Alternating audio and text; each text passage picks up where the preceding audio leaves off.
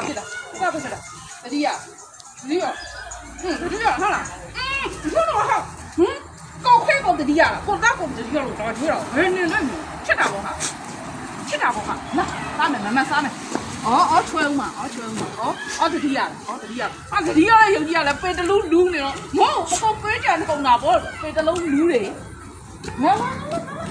ပူတယ်ခမင်းကအပူချက်သားနဲ့လည်းပူတယ်ခမင်းနဲ့လည်းပူတယ်ခါသားဘလို့စားမှာကြောက်ခါသားဘလို့စားမှာခါသားလုံးရွေးကြွေရမှာခါသားလေးခ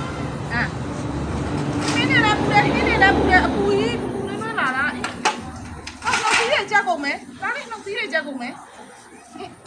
မချက်သားလုံးနေပါလေရိုစီရောစားမလားသမီးတို့ရိုစီရောလားရိုစီရောစားချင်ပူနေတယ်မလားပူနေကြတာဟေးပူနေရပူနေတာဟောလေရက်လိုက်တော့